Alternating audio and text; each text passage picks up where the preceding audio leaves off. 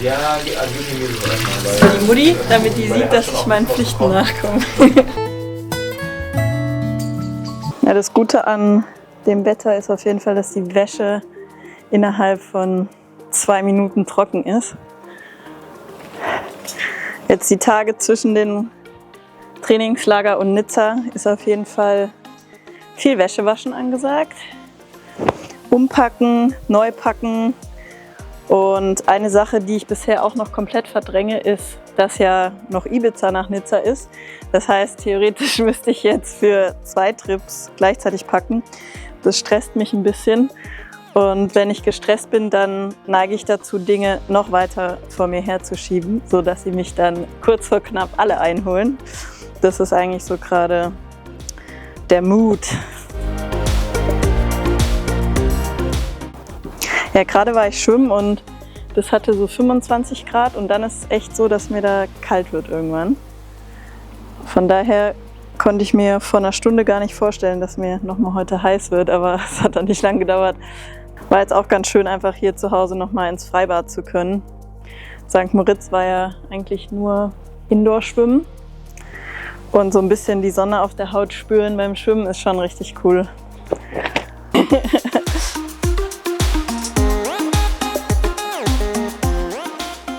Ja, hey, Weltmeisterschaft ist auch Weltmeisterschaft im Packen ganz häufig.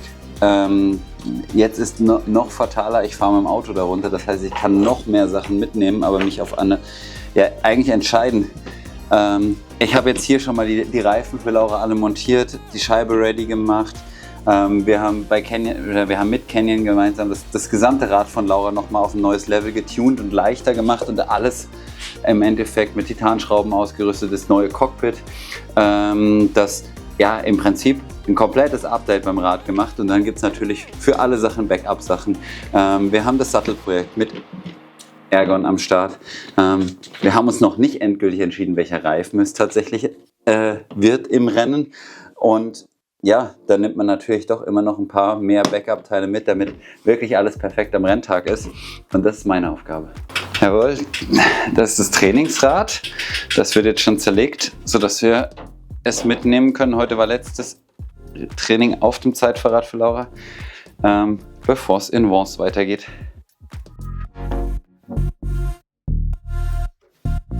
Es ist wahrscheinlich immer lustig, Triathleten zu beobachten, wenn sie irgendwo hinfahren, weil wir wirklich so viel mitnehmen. Und es ist so, dass wenn es die Chance gibt, gewisse Sachen mitzunehmen, beispielsweise ein Lymphboots oder eine Physioliege oder, was wir halt wirklich alles tatsächlich gebrauchen können. Es ist ja nicht so, dass wir irgendwas mitnehmen, was wir nicht brauchen können. Es ist aber krass, wenn man sich dann entscheiden kann, kriegt man doch ein Auto problemlos voll.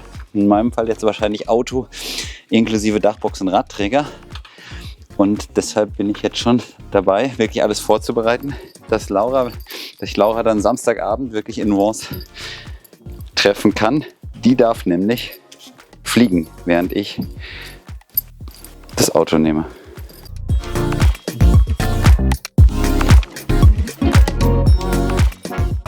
Hi. Hey. Wie ist es? Hallo, Der Reifen-Express von Schwalbe. Der ist on point. Bitteschön. Vielen Dank.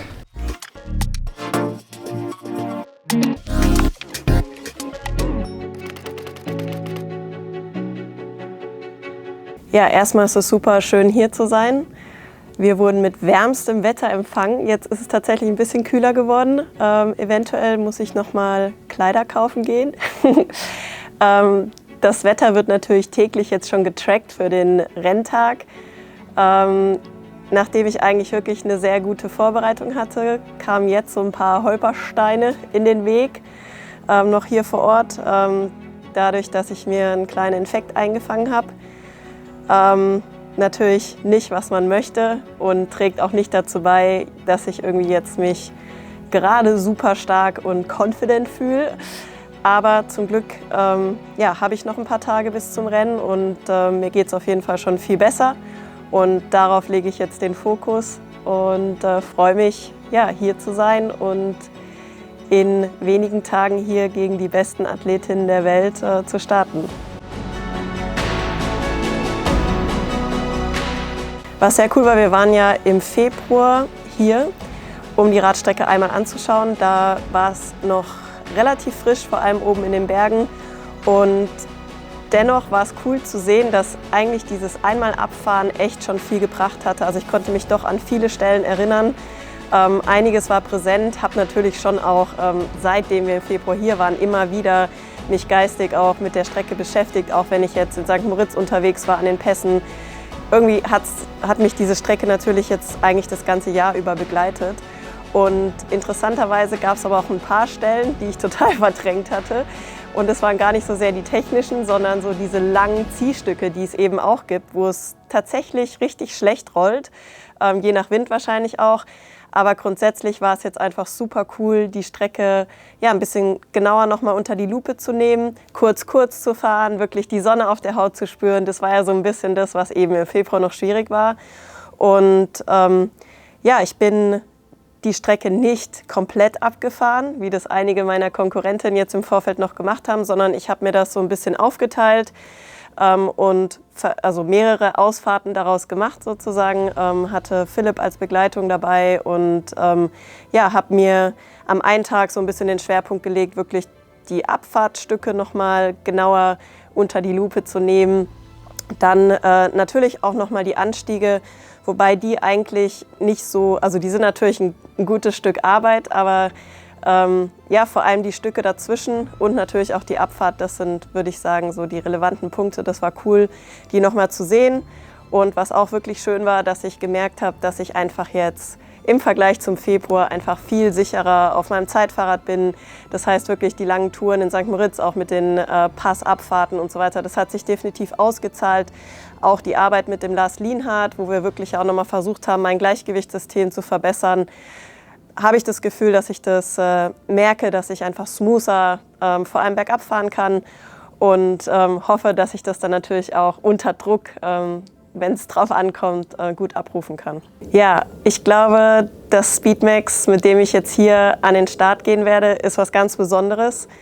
Da ja, haben sich die Jungs von Canyon und auch meine anderen Partner, vor allem auch Ergon, die haben sich zusammen mit Philipp und auch mit mir ein bisschen einiges an Gedanken gemacht. Und wir haben ja, versucht einfach natürlich für diese Strecke das bestmögliche Setup zu bauen. Und da spielt natürlich das Thema Gewicht eine Rolle und auch gleichzeitig Komfort bei gleichbleibend guter Aerodynamik, die wir uns erarbeitet haben. Und das war einfach ein geiles Projekt, es hat richtig viel Spaß gemacht. Vor allem, wenn man natürlich auch merkt, dass man auf der anderen Seite Partner hat, die eben auch eine Leidenschaft dafür haben, die es geil finden, so ein Projekt anzugehen. Und ich würde mal sagen, dass es auf jeden Fall eins der leichtesten Speedmax da draußen geworden ist. Ja, Spezialteil ist mit Sicherheit das Cockpit, custom-made für mich. Ja, haben wir jetzt verschiedene Entwicklungsstufen über die letzten Monate getestet. Es ging darum, einmal Gewicht wegzubekommen und gleichzeitig aber auch die Position, die wir im Windkanal im Sommer mal für mich als die schnellste gemessen haben, eben auch ja, zu realisieren mit einer Cockpit-Form und gleichzeitig eben eine Cockpit-Form oder Position zu bekommen, mit der ich in Aeroposition auch noch genug sehe, um eben zum Beispiel auch bei den Abfahrten, die man dann doch auch in Aeroposition teilweise fahren kann, da eben auch mich sicher zu fühlen. Und ich würde sagen, rausgekommen ist ein nicht nur wunderschönes Rad, sondern einfach auch ein richtig leichtes Rad. Und ich muss ehrlich sagen, einfach als Frau, die jetzt auch nicht ganz so viel wiegt, das ist wirklich ein Punkt, den merkt man. Es macht einfach so viel mehr Spaß, das Rad ist so viel agiler und ja, ich hoffe einfach nur, ich klopfe mal auf Holz, dass ich einfach am Renntag auch dann die Beine habe und den Kopf, um diesem geilen Rad gerecht zu werden.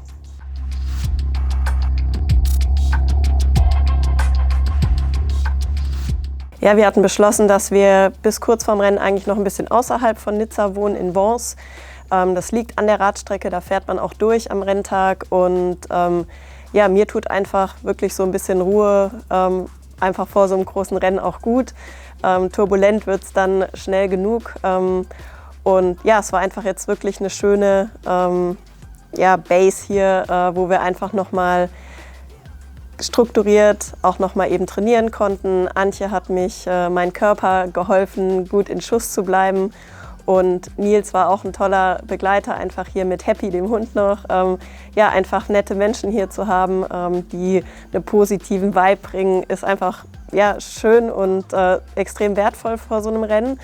Und ja, dann geht es demnächst jetzt aber auch runter an die Promenade der Anglais und dann werden die ganzen Events, die vor dem Rennen anstehen, ja, stattfinden und damit wird mit Sicherheit auch die Nervosität steigen und ich glaube, deswegen war es extrem cool, jetzt nochmal so sehr viel Ruhe zu haben.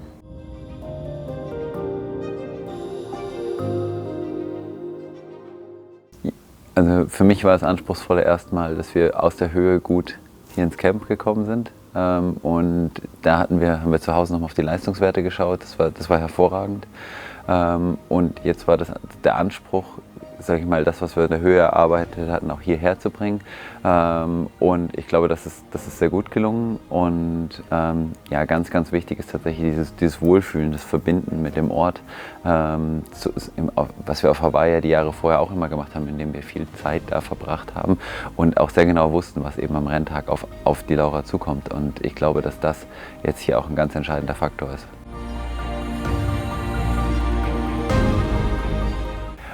Also wenn es um die Bewertung des Kitespots geht, muss ich tatsächlich ganz eindeutig die Karte nach Maui spielen. Aber darum ging es ja hier jetzt tatsächlich nicht. Die Strecke ist einfach was ganz Besonderes.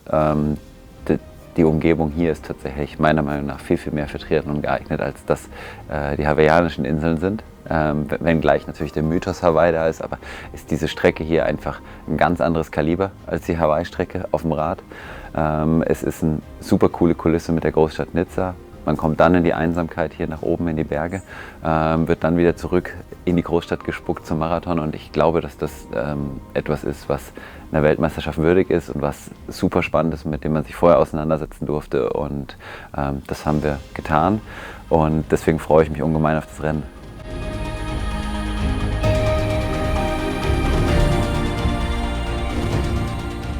Am Freitag um 15:30 Uhr mache ich hier in Nizza meine eigene kleine Pressekonferenz und ich werde das Ganze auf YouTube hier live streamen und somit habt ihr die Möglichkeit von zu Hause direkt dabei zu sein und wenn ihr live dabei seid, dann könnt ihr wie im letzten Jahr auch schon von Hawaii wieder richtig coole Preise von meinen Partnern gewinnen. Kleine Sneak Peek von mir gibt es dieses wunderschöne Kick-Ass-Armband.